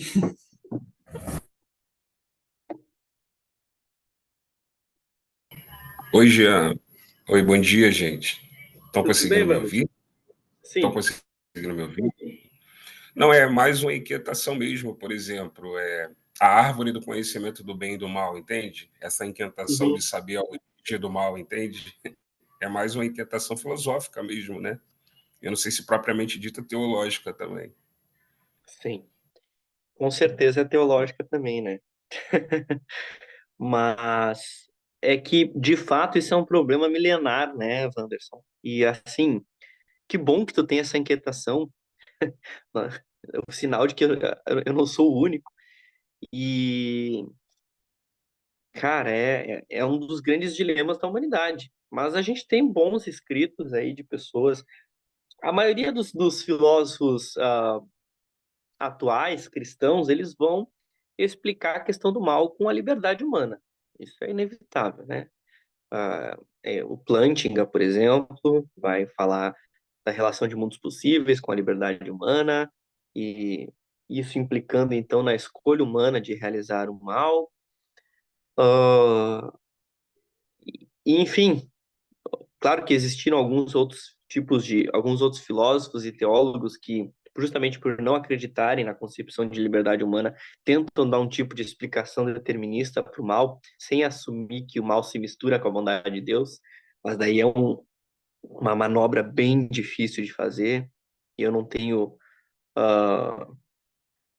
ah, eu não tenho, enfim, não sou capaz de julgar nesse sentido, mas muitas definições foram dadas. Inclusive, nós temos aí, né, além desses teólogos que tentam falar, como Plantinga, o Swinburne, tem também o Peter Van Inwagen, que recém foi traduzido, né, na verdade está em pré-venda, eu acho, nessa mesma série, falando sobre o ser humano divino e humano, que é outro filósofo cristão que é católico, se eu não me engano, que também tem um livro inteiro só sobre o problema do mal, e ele tem um artigo famosíssimo que é sobre a incompatibilidade de determinismo e livre-arbítrio. É um artigo que foi um marco, assim, é um artigo, agora eu não vou lembrar a data, mas se eu não me engano é dos anos 80 ou 90, é um artigo que vai justamente falar da incompatibilidade lógica e ontológica do determinismo e do livre-arbítrio. E é um artigo difícil de ler, inclusive. Mas, enfim, além desses filósofos mais renomados da área, né? Wagner, Plantinga, Swinburne, ah, enfim, dentre outros, a gente também tem o pessoal próximo da gente aqui que está escrevendo coisas interessantes sobre isso, né? A gente tem o Bruninho, né? Da VC2 aí, o Bruno, a gente tem o Gesiel, nós temos pessoas o Gabriel Reis, pessoas que estão empenhadas em tentar desvendar esse mistério. A tese do Bruno de doutorado, inclusive, é sobre a questão do, do, do- da existência de Deus e do mal em Plantinga e Swinburne. Então, vale a pena aí dar uma conferida, tem muita gente boa próxima da gente aí falando sobre isso. Mas a gente vai ter um capítulo só sobre isso, Anderson. Acho que vale a pena aguardar até lá. Eu não vou dar uma resposta aí, porque seria muita pretensão da minha parte. Ah, mas, enfim, até porque eu também não sei. Esse é o fato. Tá bem? Obrigado aí por ter aberto a câmera, né? Falar para uma pessoa é muito melhor. O Thiago foi pegar o café e não voltou. Voltei aqui. Ah, tá aí. É. Bom dia. Bom dia, Luiz. Tudo bem? Tudo bom? Alegria poder te ouvir aí, né? Então, Luiz, esse só tema, né? para contextualizar, o Luiz foi meu colega de graduação aí na Unicinos. Aham. Também a gente foi da mesma igreja, né? No Brasil para Já Cristo. fomos da mesma igreja, é verdade. Participei da DU contigo também, né? Sim, isso aí. Então, muito feliz, muito alegre de poder te ouvir, né? Que esse tema é tão importante aí, sobre a bondade de Deus, né? Que a Bíblia fala que Jesus disse, né? Que todo poder foi me dado no céu e na terra. Ela é Mateus, né? 28. Então, Jesus, ele tem esse poder porque ele venceu a morte, venceu, né, o pecado, né? Então, ele recebeu esse poder, autoridade, né? E daí, na graduação, né? Tipo, eu estudei um pouco sobre o paradoxo de Epicuro, né? E Sim, ele fala, tipo assim, porque se Deus é bom, porque existe o mal, né? Então é bem interessante a gente refletir, porque já é um problema que já foi até resolvido por Agostinho depois, né? Então tem sim. muita gente que vai para a faculdade, para a universidade, acaba se desviando porque não encontra as respostas apologéticas, né, para defender a fé, né? E eu participei de Uhum. um treinamento agora, né, que disseram que para os pastores fazer sempre perguntas difíceis para esses jovens, né, para eles poderem saber defender a fé quando eles são confrontados, né, na universidade, né. E também é bem interessante assim esses encontros realmente, né. Estou bem feliz de poder participar aí. Perfeito, Luiz. Muito obrigado, cara. O Luiz, ele é um amigo querido aí, ele sempre vem com uma referência bíblica. Esse cara é crente, olha, vou dizer. Esse cara aí é crente mesmo. Obrigado, Obrigado. Luiz, pela tua colocação. De fato, né? Existe o paradoxo, o dilema de Epicuro, né? E também tem, ele até cita aqui no livro um pouco do paradoxo que fala sobre a possibilidade de Deus praticar o mal, né? O dilema de Epicuro, ele é: Deus não pode ser onipresente, onipotente e onisciente ao mesmo tempo.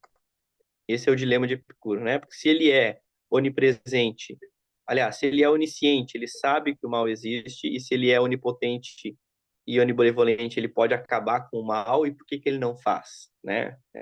Enfim, de um modo geral, é isso, né? Se Deus é onipresente, onipotente, onisciente, ele sabe que o mal existe, ele é contra o mal, porque ele é bom, e ele tem poder para acabar com o mal. Por que ele não acaba? Esse é o dilema do Epicuro, né? Um mesmo Deus não pode ter esses três atributos simultaneamente. E claro que o Anselmo lá vai tentar responder a isso, Agostinho, né? E o Tomás de Aquino.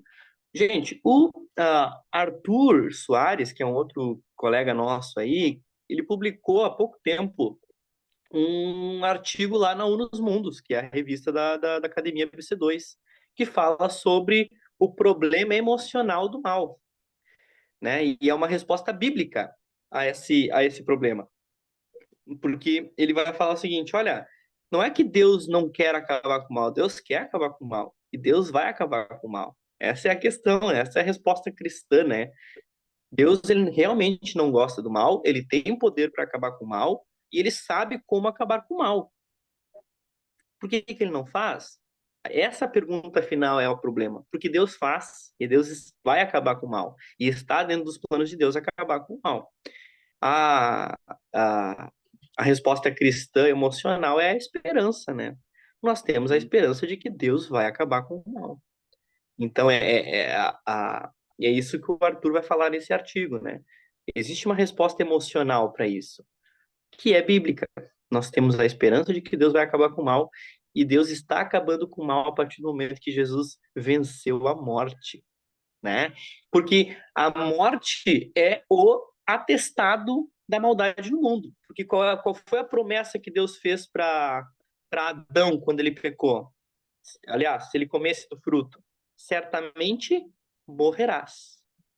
Então a morte é um atestado da maldade do mundo.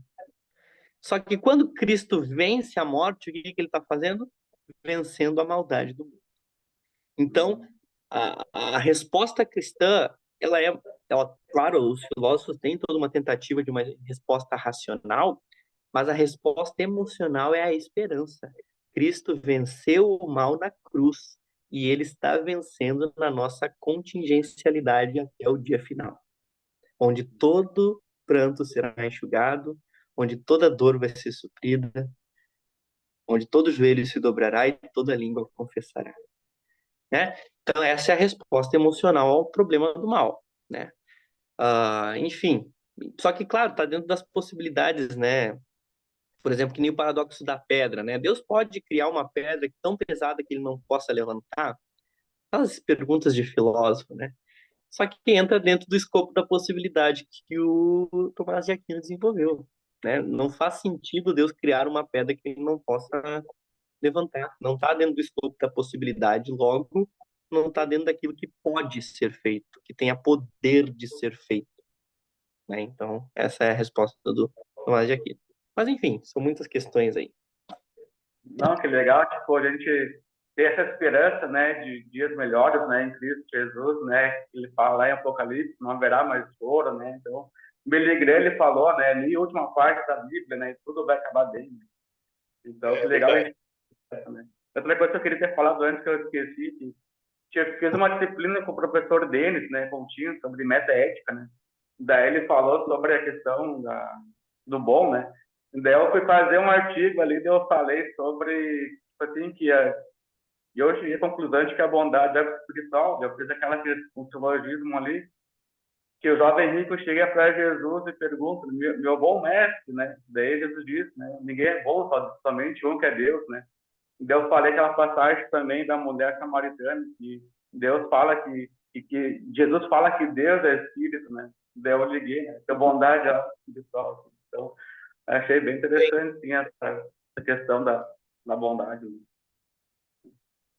Muito bom, Luiz. Obrigado, cara. Valeu.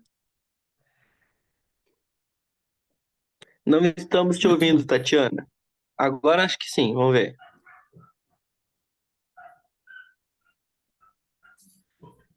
Não tá saindo, não. Pelo menos pra mim. Não estamos te ouvindo. Quem sabe sem o fone. Às vezes é o problema, às vezes é o fone. No caso, desconectar o fone, né? Desconectar o fone do celular.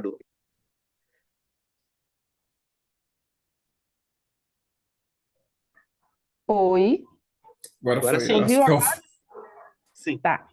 Bom dia, meu nome é Tatiana. É a primeira vez que eu estou participando do grupo aí de vocês, né? O Jean me inseriu no grupo. Estou gostando bastante, né, do debate. Eu sou professora de ensino médio de escola estadual.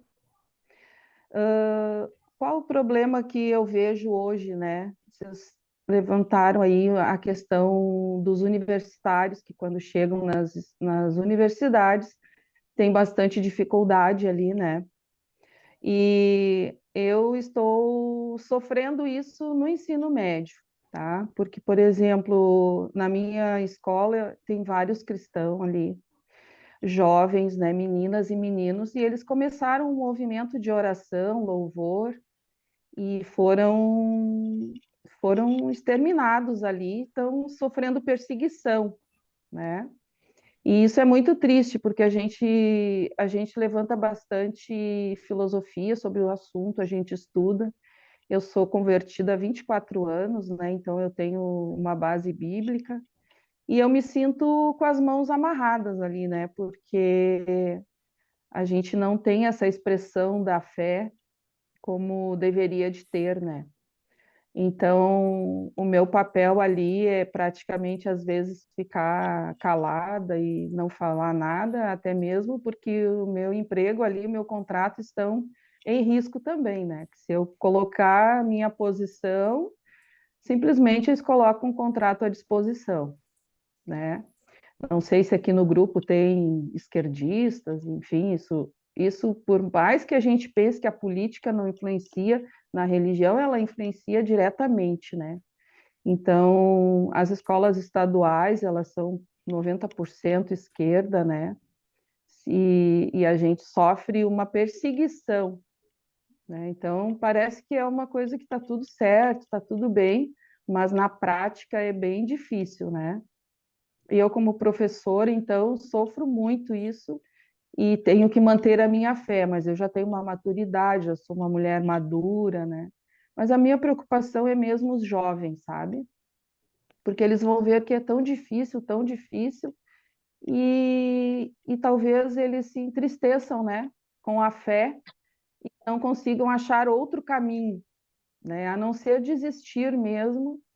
E então era isso assim que eu gostaria de deixar no grupo, né? Conheço o amor de Deus, sei que o amor de Deus é grande, que ele supera tudo, mas a gente precisa ter essa visão assim, sabe? Aos jovens antes deles chegarem na universidade, porque talvez os que chegarem lá já estão já desistindo, né, da fé, né? Tá bom? Deus Obrigado pelas abençoe tuas... a todos aí. Amém. Obrigado pelas tuas colocações, Tatiana. Ah, de fato, sim, é um problema. É um problema estrutural, na verdade, do cristianismo, né? Pelo menos da, da cristandade atual, digamos assim, fortemente evangelical, né? De que os nossos jovens, eles não são instruídos para compreenderem o que creem, né? E, portanto, numa necessidade de defesa da fé, justamente por não compreenderem o que creem, muitas vezes são superados, digamos assim, né? Claro que num contexto de perseguição, não é só uma questão teórica, né? Mas é uma questão, muitas das vezes, enfim, ideológica, coisa do tipo, como tu citaste aí, enfim. Só que, e por ser um problema estrutural, que é um problema que eu acho que caminha na seguinte direção. Nós, nós convertemos as pessoas sem um bom, ah, uma boa formação, né? Aquilo que os reformados chamam de catequese, né? Enfim, a gente não tem uma boa formação catequética, digamos assim. Nós cremos, somos convertidos muitas vezes por um impulso sentimental ou coisa do tipo, ou na mensagem de um Jesus analgésico, né, que cura as nossas feridas. E muitas das vezes a gente não tem a compreensão dos pormenores, não, né, porque são por maiores, das grandes definições da fé cristã que nos movem. E isso é um cenário estrutural. Então, o que acontece? Nossos jovens vão para a igreja, e aí tem o louvorzão, o isso, aquilo, e não tem ensino da palavra. Até não sou contra esses movimentos, assim, eu acho que o jovem também tem que ver na comunidade cristã um local de convívio, né? Tudo bem ter o louvorzão lá, mas desde que tenha também, o ensinamento ali, né? Aquela coisa mais sólida. Só que, ao mesmo tempo, os pais desses jovens também fazem parte de uma cultura que não leva os fundamentos da fé a sério. Os próprios pais também muitas vezes não sabem. E aí não tem a prática de ensinar os filhos os fundamentos da fé, né? Fazem a oração ali do meio-dia e acham que estão influenciando os filhos para o cristianismo, né? Então, não leem a Bíblia junto com os filhos, muitas das vezes não têm esse costume de fazer culto doméstico com os filhos, e aí acham que os filhos, quando chegarem no ensino médio e na universidade, eles vão estar com a fé intacta, quando não, né? Então, e aí esses pais que não ensinam os fundamentos para os filhos, mandam os filhos para a igreja meio que terceirizando o conhecimento espiritual deles. Ensinem vocês aí, pastor, ensina meu filho. Só que, claro, que não é de todo o escopo da igreja fazer isso. Começa em casa. E aí, ok, mas digamos que a igreja faça isso, então, no melhor dos cenários, porque hoje em dia a gente sabe que as igrejas também não fazem isso.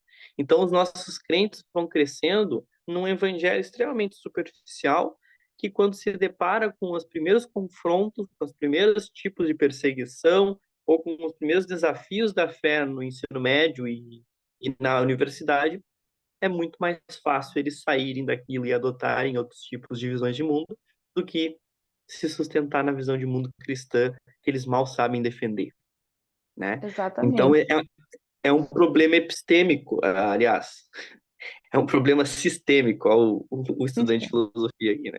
É um problema sistêmico, né? Então, a gente tem muito trabalho pela frente, mas eu acho que os grupos ah, que agem nessas instituições, como, por exemplo, a MPC, que vai nas escolas fazer um trabalho de conscientização dos cristãos no colégio, né? Faz um trabalho importante. Em termos de universidade, nós também temos movimentos como a ABU, a Cruzada Evangelística, né? Que é a CRU. Enfim, tem outros também que agora eu não vou me recordar. Tem a própria ABC2, que está em muitas universidades. Então, assim, eu acho que o primeiro passo é a gente tentar melhor conduzir os nossos filhos, os nossos adolescentes, mas dado que muitos não tiveram essa oportunidade, talvez esses grupos cristãos dentro dessas instituições sejam boas alternativas para uma ajuda mútua entre eles, né? Enfim, só um comentário aí. A questão ficou tão grave que teve denúncia, né? Denúncia na Secretaria da Educação, né? Bárbaro. Então, porque proibindo os alunos, até mesmo se continuassem com cancelamento de matrícula. Então, a coisa foi muito grave, sabe? Escola Muito pública, grave. né? Escola estadual, né? Então, as coisas, por mais que a gente pense que talvez as perseguições religiosas sejam em outros países, não, elas são muito perto, muito próximas nossas, né? E é bem como tu falou, assim, a gente não prepara os filhos, né? Dentro da igreja, eu faço parte do Ministério Infantil, então, infantil e adolescente.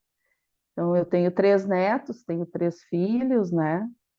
E a gente procura andar no reto por Deus, assim, né? Então, desde pequenos. Mas, como tu falou, é verdade, assim.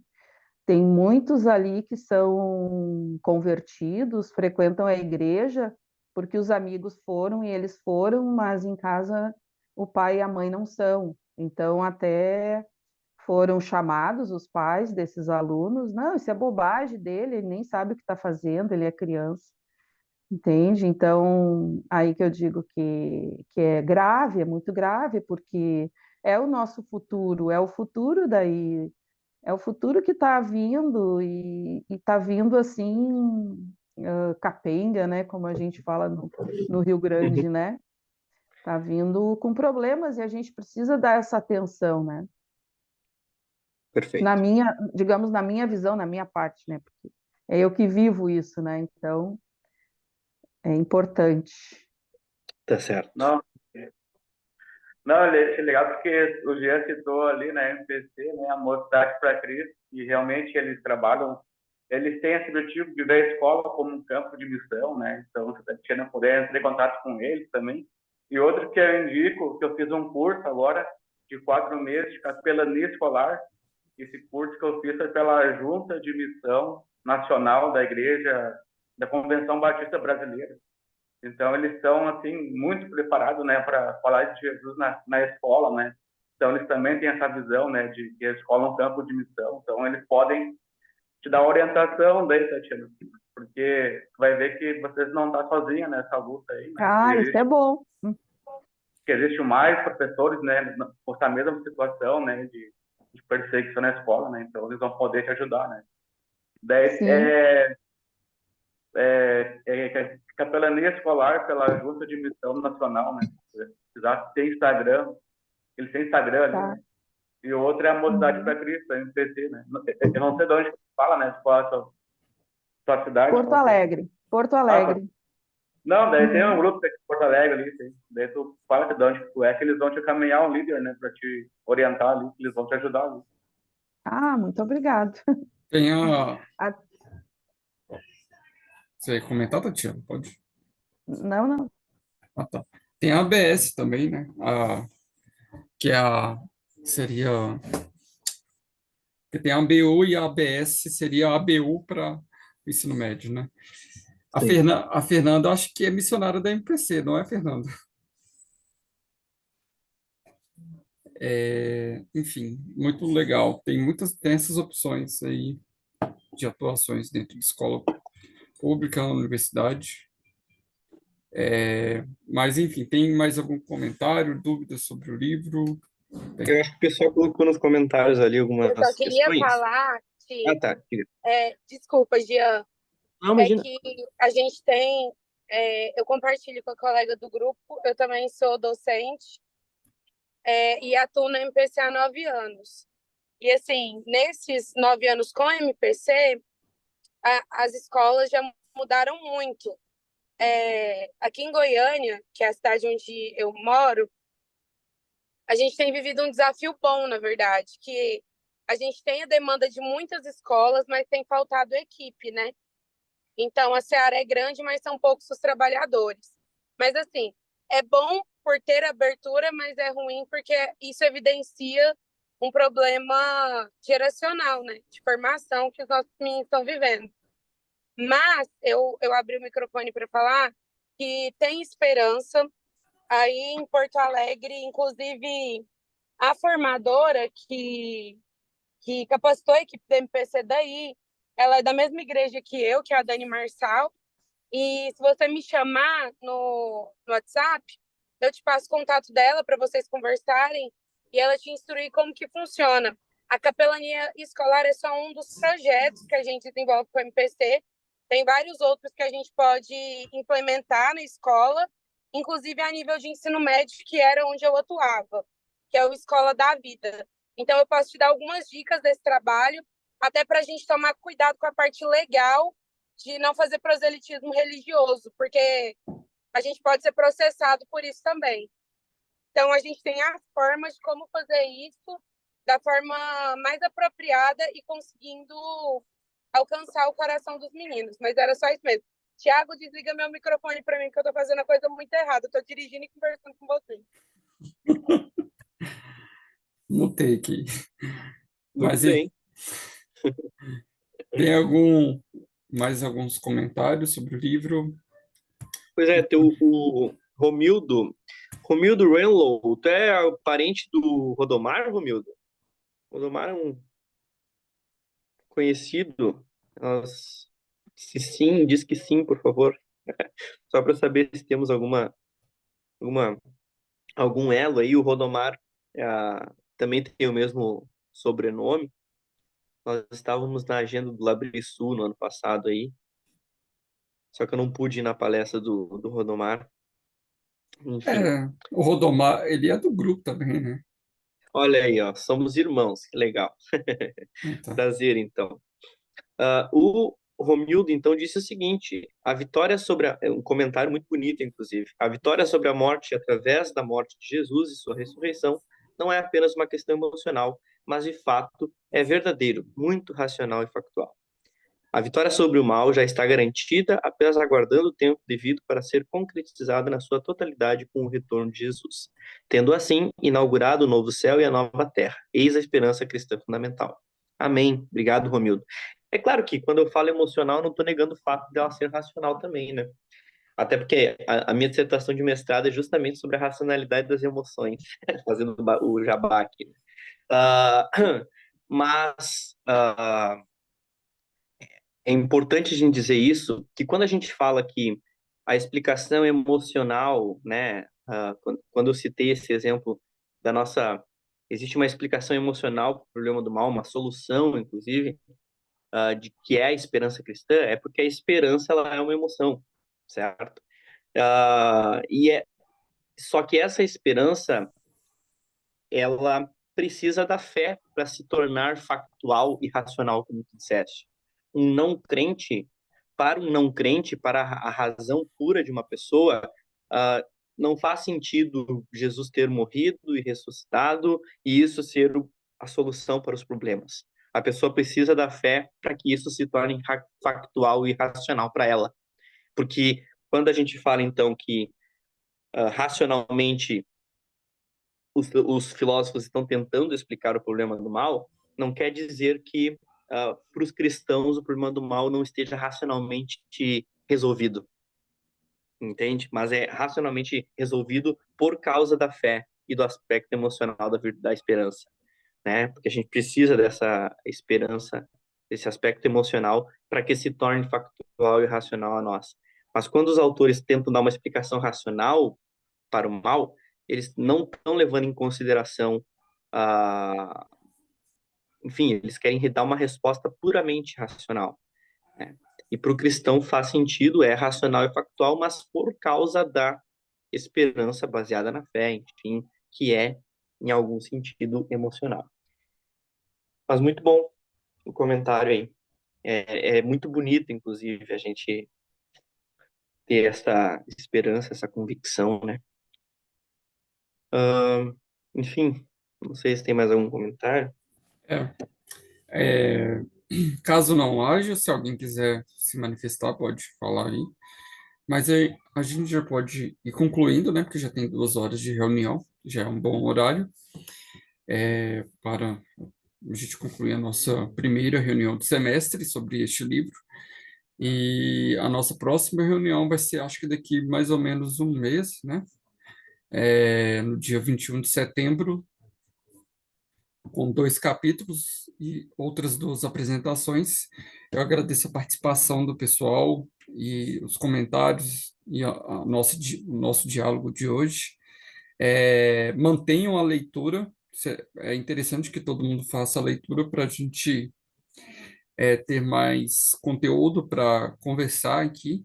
E a ideia é essa mesmo, porque de uma leitura em conjunto, né? Não apenas uma exposição, mas um debate e a conversa sobre o livro, ao contrário do semestre anterior. E voltando mais ao que era a nossa ideia antiga assim, do núcleo, quando a gente fazia as divisões dos capítulos e a gente mesmo apresentava. Mas bom final de semana para todo mundo, Deus abençoe e até a nossa próxima reunião.